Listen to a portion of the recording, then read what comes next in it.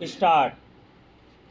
भारतीय समाज में परिवार की संरचना और मूल्यों का आधार माता पिता की देखभाल एवं सम्मान रहा है, मगर आधुनिक समय में वैश्वीकरण, बेहतर शिक्षा और अच्छे रोजगार के लिए युवा विदेश या बड़े शहरों में जाकर बस रहे हैं। यह प्रवास अक्सर परिवारों में आर्थिक उन्नति तो लाता है, लेकिन कई मामलों में बुजुर्ग माता पिता अकेले पड़ जाते हैं। देखभाल और भावनात्मक समर्थन का अभाव तथा अकेलेपन से बुजुर्गों की मानसिक एवं शारीरिक स्थिति दयनीय हो जाती है। हाल ही में बजट सत्र के दौरान राज्यसभा में इस मुद्दे को गंभीरता से उठाया गया और विदेश जाने वाले युवाओं के लिए माता पिता की देखभाल सुनिश्चित करने वाले सख्त नियमों की मांग की गई। सुझाव दिया गया कि विदेश जाने से पहले युवाओं से एक हलफनामा लिया जाए, जिसमें वे अपनी आय का एक निश्चित हिस्सा माता पिता की देखभाल के लिए देने का वादा करें। साथ ही हर 6 महीने में माता पिता से संतुष्टि प्रमाण पत्र प्राप्त करना अनिवार्य हो, जिसमें बुजुर्ग पुष्टि करें कि उनकी देखभाल सही तरीके से हो रही है, उनके बच्चे नियमित संपर्क में हैं और आवश्यक सहायता मिल रही है। यदि ऐसा प्रमाण पत्र नहीं मिलता या शिकायत आती है, तो ऐसे युवाओं का पासपोर्ट रद्द किया जाए और उन्हें भारत वापस बुलाया जाए।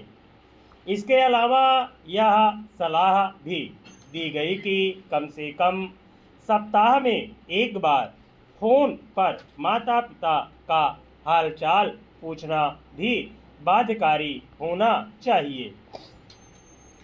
संसद में दिए गए ये सुझाव इसलिए महत्वपूर्ण हैं क्योंकि पिछले वर्ष 500 से अधिक ऐसे मामले सामने आए जहां विदेश में बसे बच्चों की ओर से उपेक्षा के कारण माता पिता की हालत बहुत खराब हो गई या उनकी मृत्यु हो गई और बच्चे अंतिम संस्कार के लिए भी नहीं लौटे।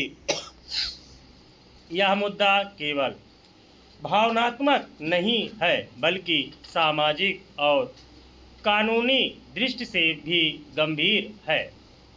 भारत में पहले से ही माता पिता और वरिष्ठ नागरिकों का भरण पोषण एवं कल्याण अधिनियम 2007 लागू है, जो युवाओं को माता पिता की आर्थिक और भावनात्मक देखभाल के लिए जिम्मेदार बनाता है। इस कानून के तहत बुजुर्ग न्यायाधिकरण में शिकायत कर सकते हैं और अपने बच्चों से मासिक भरण पोषण की सहूलियत प्राप्त कर सकते हैं, जिसमें संपत्ति हस्तांतरण रद्द करने की शक्ति भी शामिल है। मगर अफसोसनाक है कि सख्त कानूनी प्रावधानों के बावजूद बुजुर्गों की देखभाल और सुरक्षा पूरी तरह सुनिश्चित नहीं हो पा रही है, जिस कारण बड़ी संख्या में बुजुर्ग वृद्धाश्रम में शरण लेने को मजबूर हो रहे हैं, जबकि कई माता पिता के बच्चे भारतीय शहरों में ही रह रहे हैं। दूसरा, यह कानून विदेश में बसे युवाओं NRI पर प्रभावी ढंग से लागू नहीं हो पाता, क्योंकि अंतर्राष्ट्रीय क्षेत्राधिकार प्रवर्तन की कमी और संपर्क की दूरी जैसी समस्याएं आड़े आती है। स्टॉप।